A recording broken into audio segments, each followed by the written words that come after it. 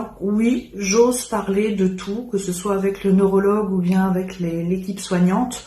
Après, il faut dire que je suis une pipelette. Je suis très curieuse et je suis une pipelette. Donc forcément, on va aborder tous les sujets, quels qu'ils soient. Ça ne me dérange pas.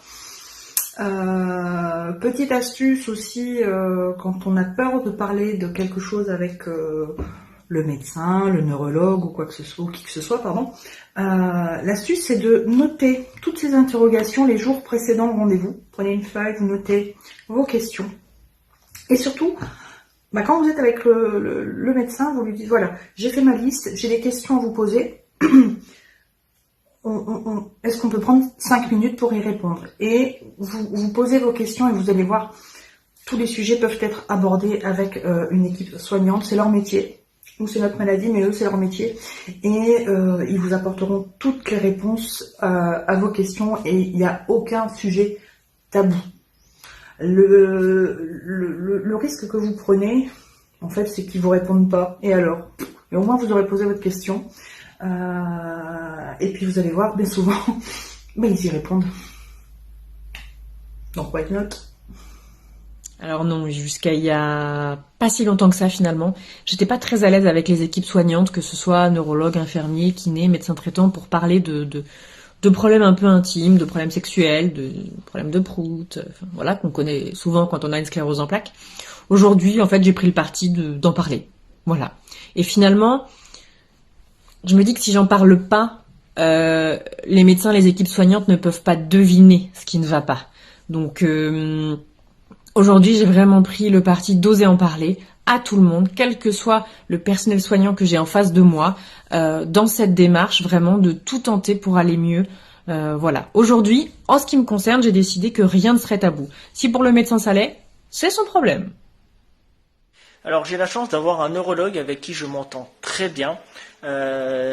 Beaucoup ont du mal avec lui, c'est quelqu'un qui est assez froid, assez direct, et moi c'est ce que j'ai besoin, moi j'ai tout de suite matché avec mon neurologue, je le contacte par mail, il est très présent, et j'ai de la chance là-dessus, je le sais. Et pareil, je parle de tout avec lui, ça se passe super bien, on a une bonne relation professionnelle-patient. Il entend ce que j'ai à dire, moi j'entends ce qu'il a à dire, et quand on n'est pas d'accord, on arrive à trouver un terrain d'entente en discutant, parce qu'il écoute ses patients, et ça c'est top en fait. Alors non, je ne pose pas toutes les questions à mon neurologue sur certains sujets. Une fois, je lui ai parlé de mes problèmes de sexualité, donc tout ce qui est libido, perte de désir. Et il m'a dit, c'est dans la tête, Madame Brunet, c'est pas la SEP, ça arrive à tout le monde. Il faut travailler, il faut voir un psychologue. Mais en aucun cas, il a reconnu que c'était un problème lié à la SEP, alors que autour de moi, j'en avais entendu parler. Donc, je suis restée avec ma question et j'ai trouvé ça dommage de pas avoir été accompagnée vers un professionnel qui aurait pu m'aider en tout cas. Oui, j'ose parler de tout avec mon neurologue. C'est une relation de médecin à patient, de patient à médecin. J'ai rien à lui cacher de ma maladie.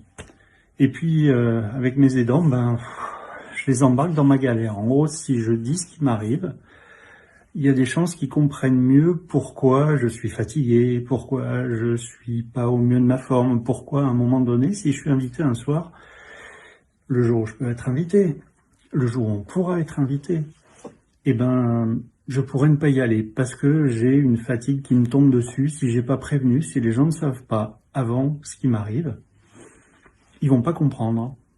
Donc, je préfère qu'ils comprennent et qu'ils sachent avant.